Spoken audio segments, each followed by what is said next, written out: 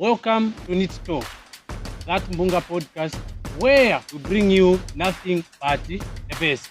And in today's episode, we feature one of the most famous people who happens to be a radical entrepreneur all the way from Lusaka. This is a well-known person that you all know. This is Mr. Dumisani. Mr. Dumisani, welcome to the program.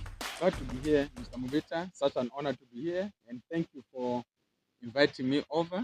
And glad to be in Sesheke. Okay. Yeah. So to start with, who is Mr. Dumisani? Dumisani is a person who believes in entrepreneurship, born from a village, has grown to a point of prominence in terms of business. And I also champion the agenda of entrepreneurship. I would want many more Zambians, many Africans to rise and become entrepreneurs. I think that in a nutshell describes who Dumisani is. Talking about entrepreneurship, so what influenced you to become an entrepreneur? I think it was really circumstantial. Growing up in the village, I really doubt if I had direct thoughts of being an entrepreneur. So when I got at Matero Boys, I realized that some of my colleagues were coming from very well-to-do families. So I just made a decision that I wanted to just make ends meet. So I began by selling pamphlets. They would pay me. I would then make copies at City Market. Just as a way of getting started. So I made a little profit from there. Now that whole experience of making a profit excited me a lot. So when I then opened a kiosk, a simple cantemba, made a little profit from there, and that experience of making profit was so exciting for me. So I just picked it up from there to say, hey, I just want to be a person who would be making profits all through.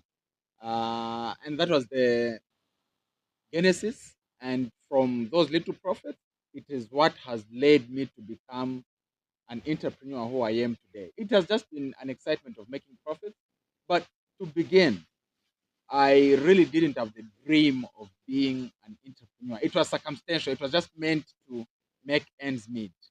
Then in that process, I loved the whole idea of making profit. Zambia as well as Africa, we know that you are the man behind Africa Must Think. So what was the inspiration behind that? To come up with Africa Must Think. All right. So two things led me to that. And I'll be as candid as can be. So to put it to context, so here I am, pamphlets, opened a kiosk, began trading in goats when I was 17, began importing duvets and clothes from Botswana, then later on South Africa. 20, founded a software company with two other friends, which gave me the breakthrough at 22, 23, running trucks, 25, founded DON Technologies, a company that makes it possible for you to get your ATM cards with your names instantly. It is the same company that actually does manufacture the driving licenses in Zambia. So if you are a driver in Zambia and you own a driving license, when you look at your driving license, just remember that Dumisani's company is behind, such. But having done that, as I was growing in that enterprise, two things happened. The first one, the time I was running the transport business, people couldn't believe that a young guy could own such trucks. And I was called names. Maybe he's a Satanist, or maybe he's joined whatever, or maybe he's what. So there was that. It was a painful experience, but I went through that. The other one, I went for a meeting in France, a story that I've documented. When I got that site, I was ill-treated, and I ended up taking the French government to court just to see to it that no other African is ill-treated. And just to interrupt you a bit. So how was it being called names like from your side and from your family? Did some people come in to discourage you to say, look at what people are saying, look at what is happening? How did that stand with you? So at that point, and I totally understand them. So the context is, here is a boy who was not doing much many years, like a few years earlier, and now he's telling us that he's running an IT company, and from that IT selling software, and all of a sudden he's made enough money that he can now buy trucks. Now, in our village setup, owning trucks, not being a driver, owning trucks seems like a very big, powerful business. Like you are very far. Just the whole thing. He on trucks, truck with 32 tires. That boy, that 22-year-old, 23-year-old. Oh, how? So they just couldn't fathom. They just couldn't believe. So it was coming from that angle. Then when they would ask, what does he sell? How did he make the money? No, he does software. What is the software? Does he sell computers? No, he sells the software that you put in computer. Hey, guys, there's nothing here. This guy must be.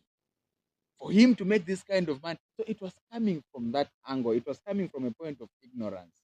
So when news reached to say this is what they are saying, it was a painful experience, but it was an experience that I got to understand, to say in their limited understanding, that's why they're saying what they're saying. And I shouldn't get that it did affect me indeed, because at some point I was even thinking that it is better for me to stop working and become poor so that I can be accepted by my people. So it got to that. But in a nutshell, it was a turning point. Yeah. Painful, but it impacted my life. Yeah. Okay. Looking at the journey, how you've explained it, like where it started, what happened at some point. So, what really kept you going, like from point one to point two until where you are today? All right, great. So remember that there's a satanist thing. Then in France, I get ill-treated at the airport. Then I take them to court. Then the judge says you didn't have to hold this guy. But at that point, the meeting I was going for, people were flying out of the country. At that point, that's where the whole Africa Must Think comes from. To say, I made a decision that I would want many Zambians and Africans to rise. Because I thought people were calling me Satanist earlier, because poverty is what is normal to us. Why is this guy moving out of poverty? I was ill-treated in France because I am perceived to be coming from a third world country. So you are suspected of being an immigrant. Those from well-to-do countries, no question. You are from US, stamp, no question. But because I come from a third world country, as they would call us, I was subjected to that. It was at that point that I decided that I would want many more Zambians to rise. That's how I began sharing on entrepreneurship, how we can rise, how we can become powerful, and whatnot. That was the genesis of Africa Must Think. I never thought at a single time that I would ever be a speaker or champion the need for entrepreneurship, because I thought for me, I just want to be a businessman, make my money, become rich, and that's it. But those two scenarios are the ones that led me to begin pushing the agenda of entrepreneurship. And that agenda is what has grown into Africa Must Think. And that is why we are where we are today, where I host the biggest gathering of entrepreneurs, not just in Africa, but in the world. Now we hold our gathering at the stadium, over 36,000 people at the stadium. And it keeps getting bigger and better. So that is what led me to the Africa Must Think. Then your question saying, what has kept me going? Yes. What has kept me going is that, listen, I'm already born. Why not be great? I'm already here. Why not make an impact? The people that have changed the world were people just like yourself and myself, flesh and blood. So in a similar way, I've just made a decision that I want to be the change that this world has been waiting for. Okay. Yeah. So, despite the challenges that you pass through as an individual, what other challenges do you feel other entrepreneurs out there are passing through? All right. The challenges that other entrepreneurs may be passing through, the biggest challenge for those that are thinking of enterprising is managing employees. I've come to realize that a number of businesses have gone down because of employees. It's one of the most difficult aspects.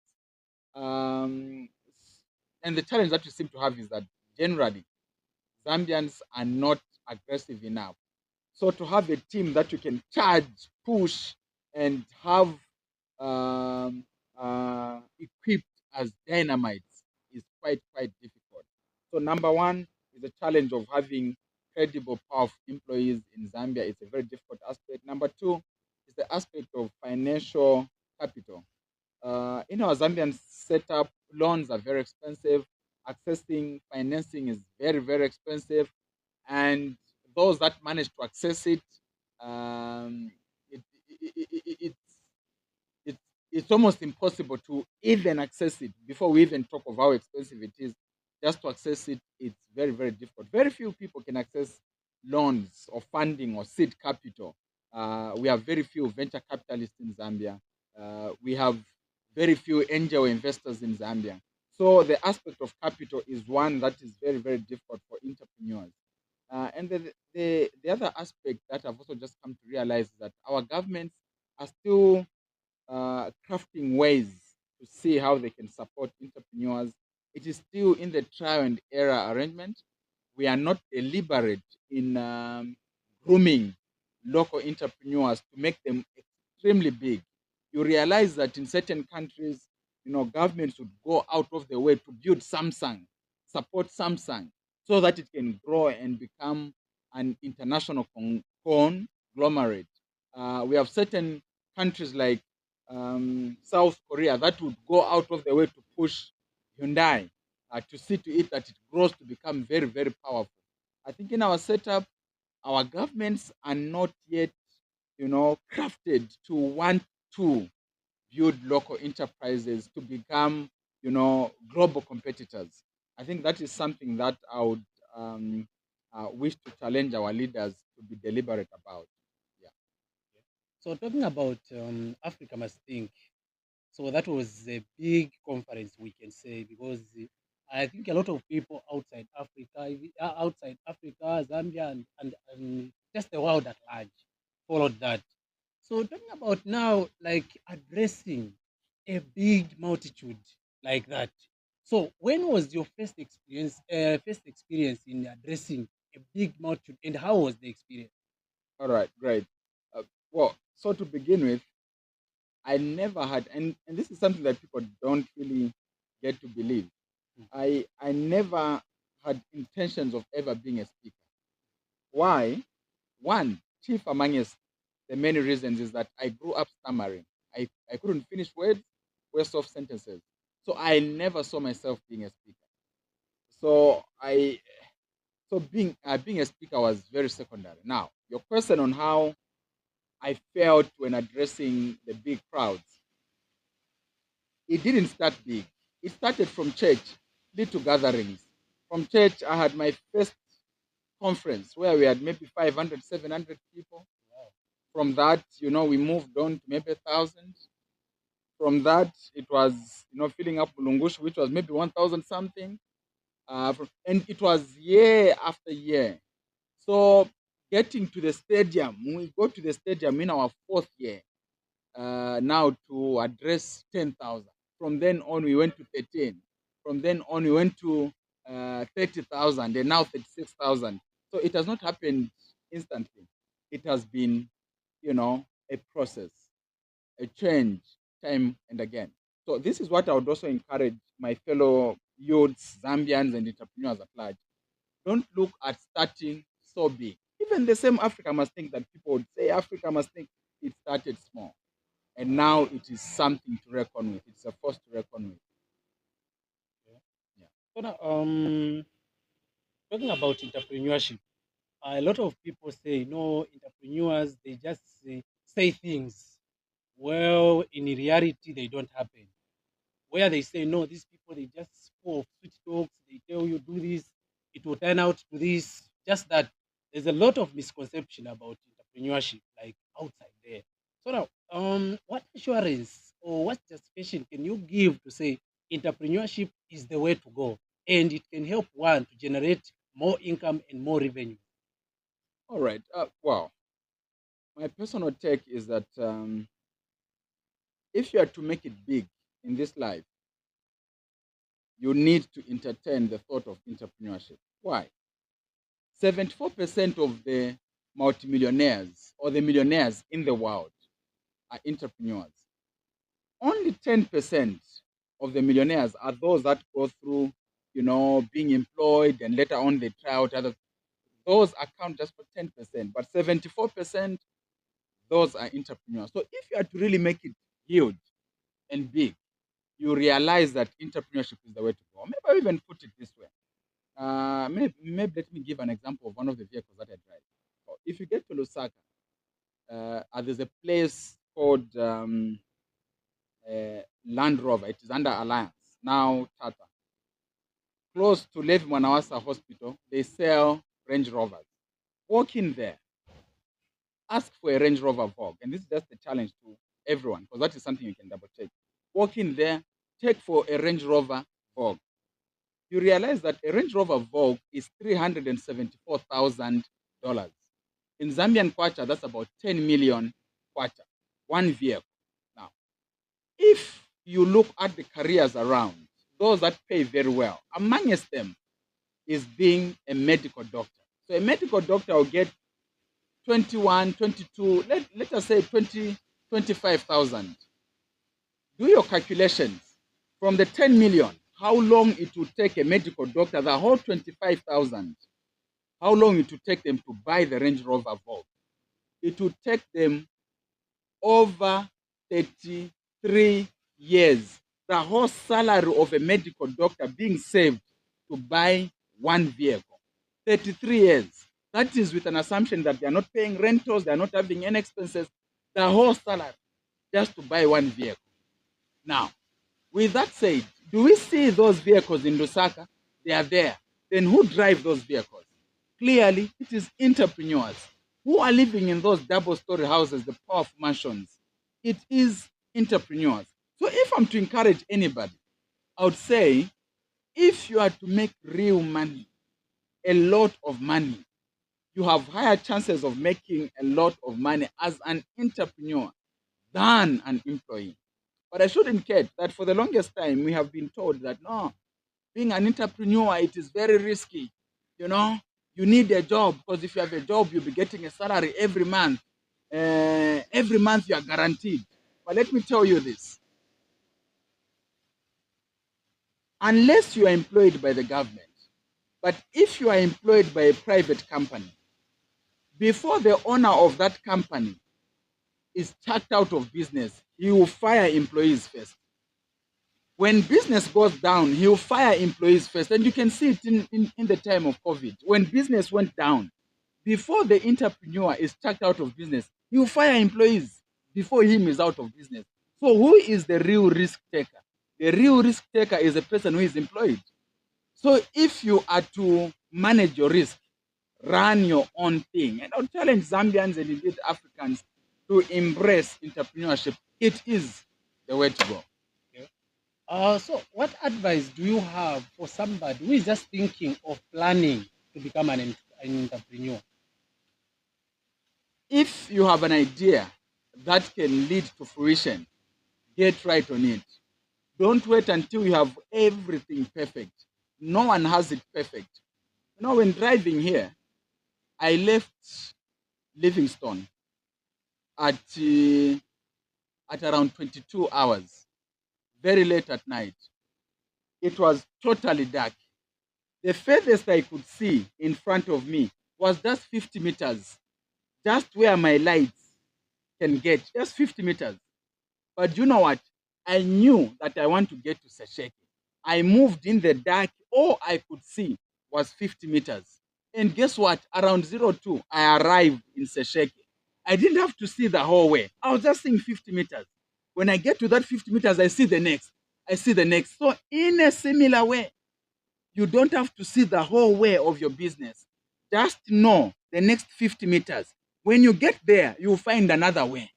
When you get there, you'll find, and later on, you just find yourself, you are now powerful. Now people are saying you're a powerful entrepreneur. And I can tell you this. People say, Dumi, you are powerful. How did you get it? Listen, I did not even feel it because I was just seeing the 50 meters. So I've bought this, I've sold this. Oh, Have I been paid? Or what else can I sell? That's 50 meters. That's 50 meters. And the thing kept growing, becoming bigger. And now people are saying, you are running all these multi-million contracts. How did you get there? It started from the 50 meters. So what words do I have for an entrepreneur out there? Manage the 50 meters. What is it that you're doing? Now, Mr. Mubita, you are having this podcast. Maybe your following is just 1,000. How many followers do you have for now? 2,000. 2,000. So it is still small. 2,000. But you know what? This video will be posted.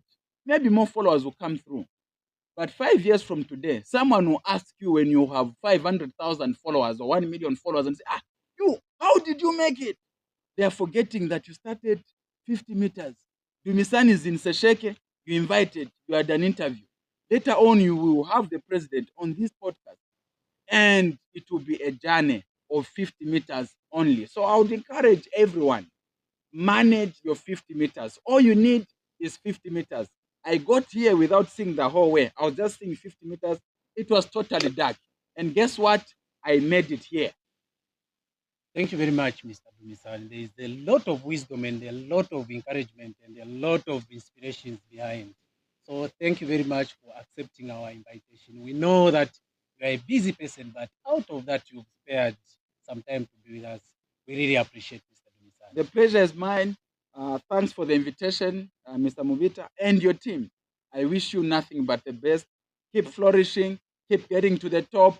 And to everyone following this podcast, hey, follow it, encourage others to follow this too. This is the message from the Radical Entrepreneur, and the future is bright.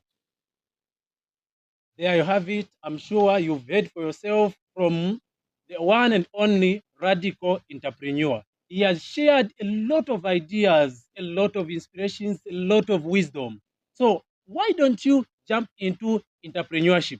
This is the NITI Talk Podcast, the very best podcast that you can find in Western Province. So see you next time on the same channel.